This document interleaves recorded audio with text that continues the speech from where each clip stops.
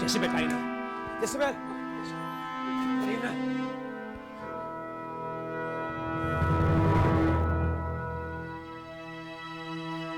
Jezebel, tayo na! Erebus!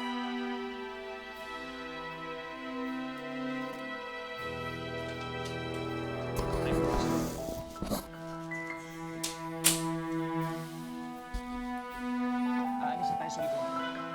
Erebus, kailangan ko muna makausap si Fredo. Sige na. Halika na. Jezebel, halika na. Erebus!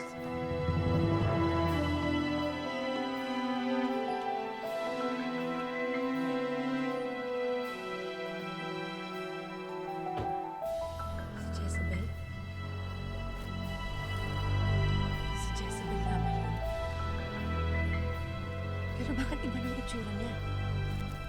Bakit maganda na siya ulit? Paano nangyari yun? Anong kapangyarihan ang ginamit niya? Alex, okay na ba lahat? Nasaan si Jezebel? Pinaalis mo saan? Pinaalis mo saan? Hanggang ngayon ba talaga, Fredo? Sinisiraan mo pa rin ako? Fredo! Paano pag nakita siya ulit ni Fredo? Baka mahumaling ulit sa kanya si Fredo. Baka masira lang kapangyarihang ginamit ko sa kanya. Hindi maaari. Maaagaw niya ulit sa akin si Fredo. Erebus, bakit ba nilayo mo ako kay Fredo? Pinoprotektahan lang kita. Hindi mo na kailangan protektahan. Kaya kong sarili ko. Hindi, kilala kita. Pagdating kay Fredo, lumalambot ka. May naisip na akong gawin kay Fredo. Sana mo nasirain yun. Ayoko lang namang maulit yung mga ginawa niya sa'yo. Ayoko masaktan ka ulit. Hindi na mangyayari yun. Paano ka makasisiguro?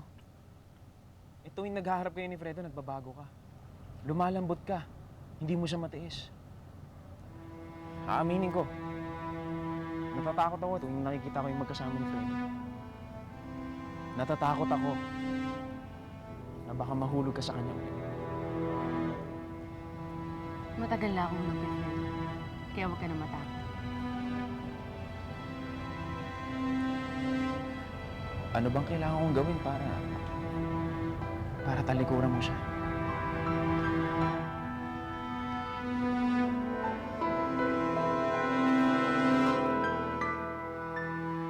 Bakit ganun? Wala akong nararamdaman. Hindi lumalakas ang tibok ng puso ko.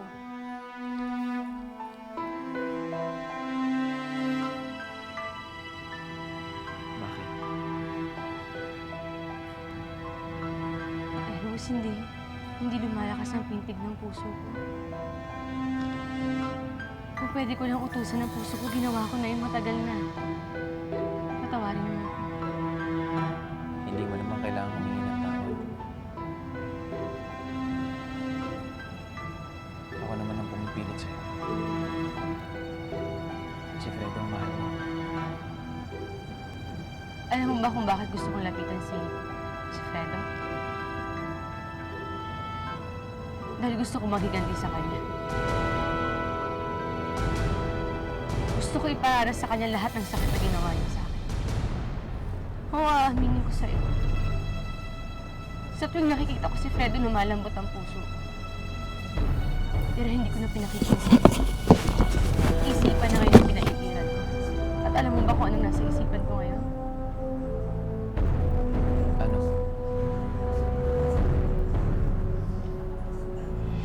Na ikaw ang nababagay sa akin. Na dapat ikaw ang pinili.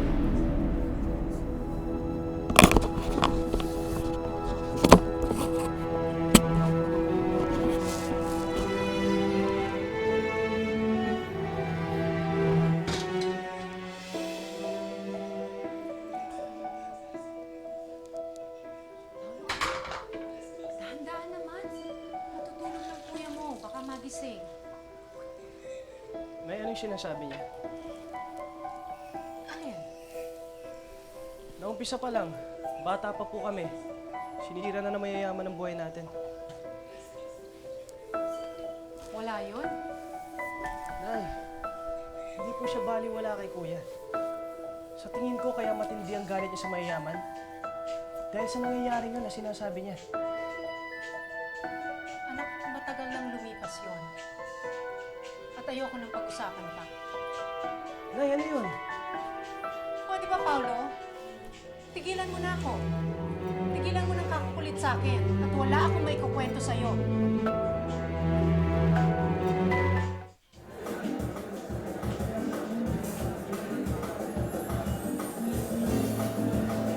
Jezebel, you're doing so. I'm sure I will be the envy of everyone here. Dahil sa wakas, nahanap ko na ang Sunsilk Girl. Gildo, nakakaya. Wag mo akong hawakan ng ganyan ng ang daming tao. Wala ka naman dapat ikahiya. At sa ganda mong yan, you should be very, very proud. Hindi na ako sanay na binibigyan ako ng ganito kalaki atensyon. Well, dapat masanay ka na. Kasi pag lumabas na ang commercial mo, pag-uusapan ka ng maraming tao. Magiging household name ka, magiging sikat ka. Kaya kailangan na masanay ka na. Because your life will never be the same after this. Handa ka na ba, Fredo? Kailangan mong gawin to para sa ating dalawa. Hinihintay na siya ng pagkakataon. Kaya kailangan mong unahan si Jezebel.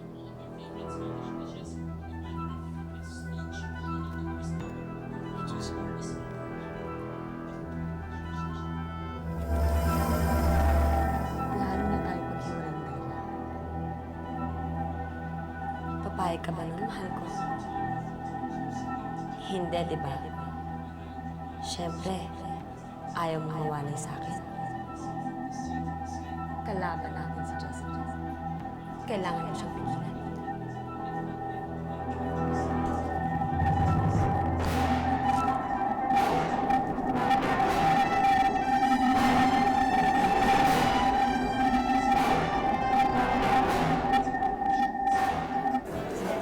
Punta na po tayo sa backstage. Let's go. Ha? Magsisimula na yung programa? Yes. You will be launched as the new Sunsilk Girl.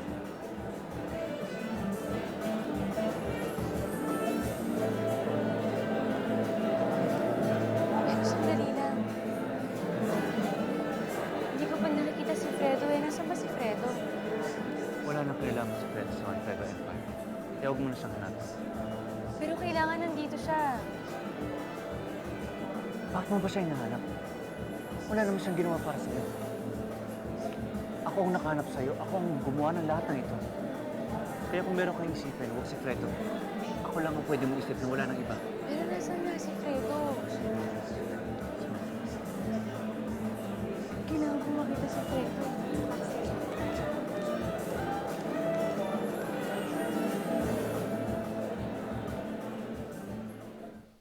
Ako yung anak ninyo. Hindi ikaw yung anak ko. Sanggol pa yung anak ko. Hindi ikaw yun. Tama na. Hindi ikaw yung sanggol ko. Samahan mo ko kung pumulik tayo doon sa may bahay. Maniwala kayo sa akin. Ako yung anak ninyo.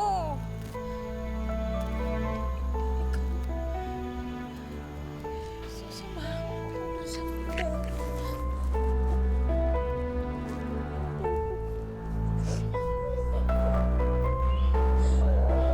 Ma, tama na.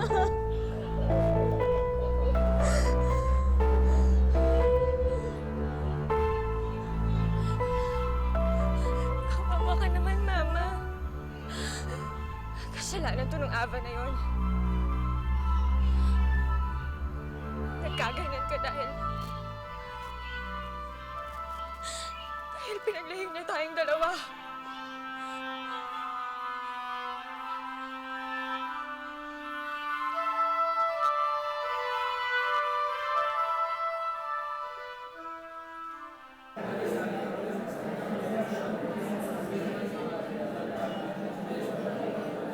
Ladies and gentlemen, naging mahirap at masalimuot ang aming paghahanap sa mysterious Sunsilk Girl. But now the long wait is over. Let me present to you the woman behind that face, our Sunsilk Girl.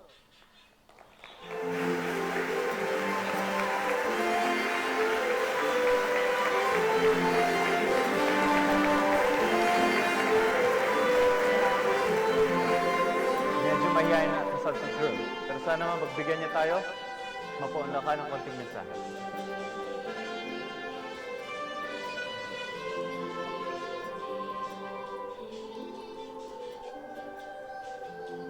Pasensya na po kayo. Hindi po kasi ako sanay sa ganitong klaseng pagtitipon.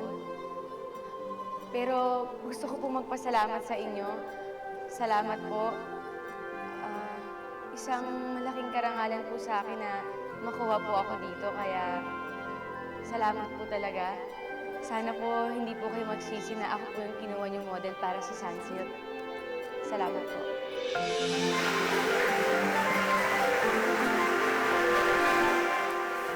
Nasaan ka na, Fredo? Ikaw ang gusto ko nandito. Gusto kong makita mo ko na pinagkakaguluhan. Pinapalakpak mo. Gusto ko masilayan mo kung anong narating ko ngayon. Nasaan si Fredo? Di ba sinabi ko siya huwag mong hanapin si Fredo dito? Pero kailangan ko mahanap si Fredo. Clients. Sana. Salamat po. Salamat.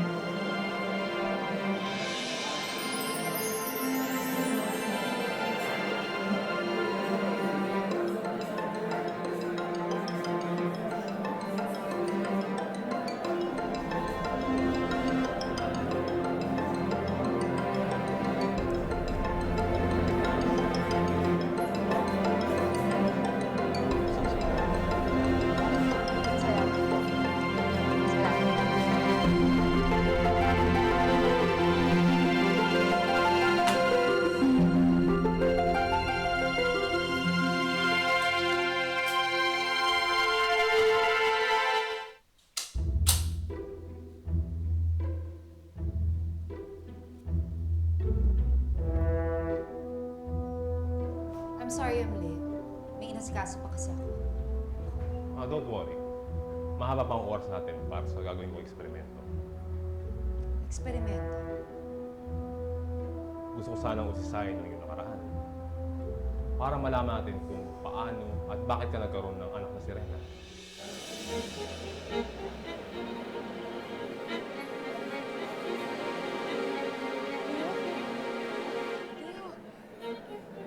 Sandra! Hindi ako si Cassandra, ako si Jezebel. Nasaan si Fredo? Kasama mo ba siya? Hindi eh. Ha? Nasaan siya? Kailangan ko siya makita. Nakita ko siya lumabas. Saan? Sumakay siya ng elevator. Hindi ko alam saan Sigurado ka? pupunta eh. Kailangan ko lang siya makita.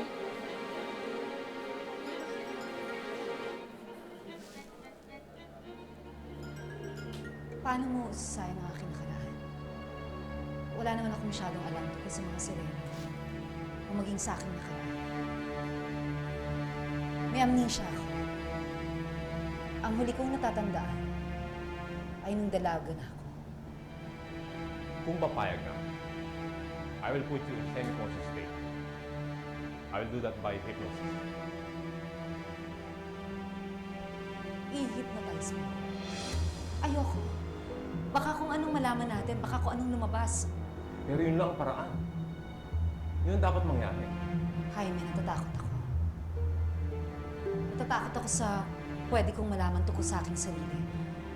Baka hindi ako maging handa sa kung anong malalaman natin. Paano malalaman tungkol sa iyong anak? This is the only way. Miss Aba, ayaw mo ba siya makasama?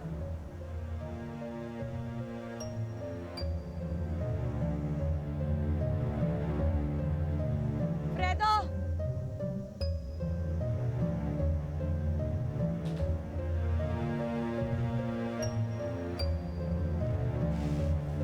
Fredo! Sa wakas, dumating na ang gabing pinakahihintay ko, Susila. Ano na naman yun, Berbula? Malapit na ako magtagumpay laban kay Jezebel. Eh, hindi ba sabi mo sa akin na nung balik na ang kagandahan niya? Ano pa ang laban mo kay Jezebel ngayong maganda na siya at mas lalo siyang makikilala ni Fredo? Fredo! Bakit ayaw magpakita sa akin? Meron akong pinaplano, Susila. matutupad lahat yun ngayong gabi. Sa wakas, mawawala na talaga si Jezebel. Pinapangako ko.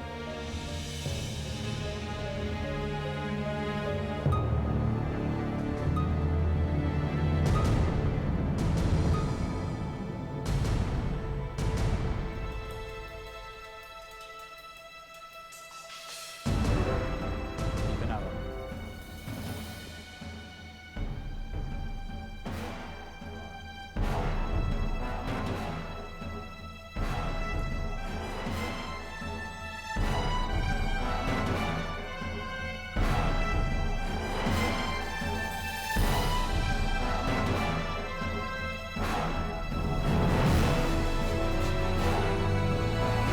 Ito na ang katapusan niya. Gusto kong mahanap ang anak ko, pero natatakot ako. Huwag kang matakot harapin ang katotohanan. Siguro matagal mo nang binablock ang iyong memory. Kaya tuloy, hindi ka niya nadala sa kanya. Don't worry, Miss Aba. I'm here to help you find him. Kung ito lang ang tanging paraan para mahanap ko ang anak ko. Sige, pumapayag na ako. Miss Aba. Just relax. Close your eyes.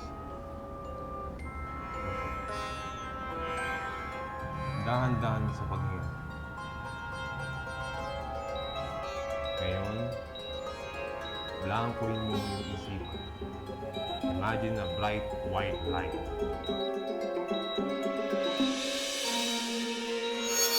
Slowly, listen to your breathing. Miss Ab.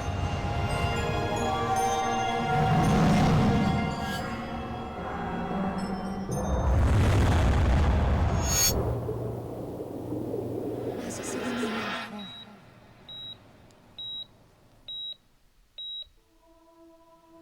Hinahanap talaga kita. Bakit? Pagkatapos ng lahat ng ginawa ko sa'yo, nakuha mo pa akong hanapin. Di ba ito yung gusto mo? Yung Jezebel na maganda? Pwes ito na ako ngayon. Wala na si Isabel na pangit na pinambibirihan mo. Dahil di na tayo isa. Aba, bakit di mo ako sinasagot? Ano ito? Isang palasyo. Aba, Palasyo ng mga sirena. Yung ba ang kanilang reyna? Parang pamilyar siya. Sinong reyna ito? bumabagal ang kanyang heartbeat. Delikado to. Parang kilala ko siya. Hindi na ang heartbeat niya.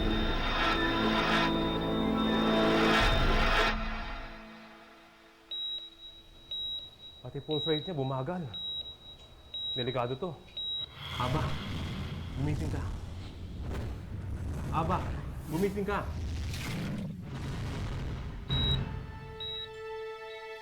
Ngayon, sige. Tignan mo ako, di ba ito yung gusto mo? Ito yung gusto mo, di ba yung magandang Jezabel? Na minamahal mo?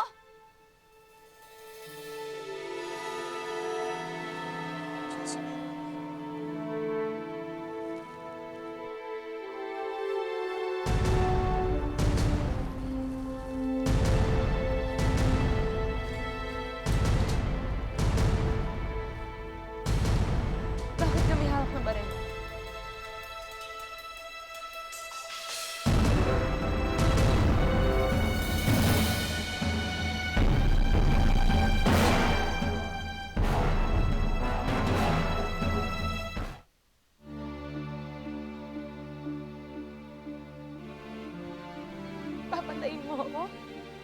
bis 2. May kaguluhang nangyayari dito sa rooftop. May baril ang suspect. Kailangan ko ng backup. Roger.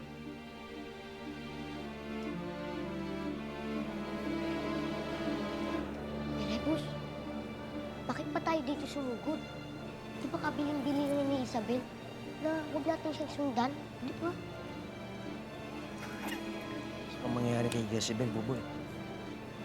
Ang wala naman siya dito eh. Sige, hanapin ko. Dito ka lang, ha? Sige, sige. Good luck. Uy, si Don Sungit nandito. Napakagaling ko talaga, Susira. Naisip kong gamitin si Fredo. Kawawa naman si Jezebel. Ang pinakamamahal pa niya ang papatay sa kanya. Sigurado ka bang susundin ni Fredo ang inuutos mo? Siguradong sigurado, Susira. Dahil hawak ko siya. Kahit ano man ang hilingin ko, gagawin ni Fredo. At natitiyak ko, nararamdaman ko, Susira, na sa mga oras na to, katapusan ng Jezebel.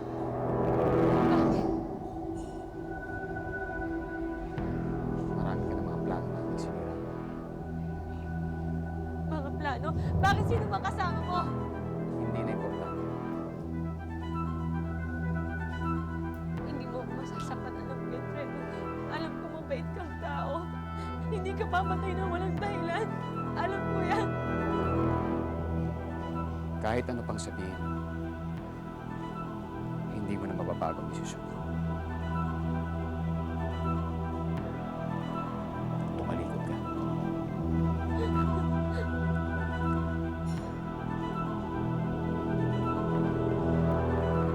Kung papatayin mo, patayin mo ako ng harap-harap.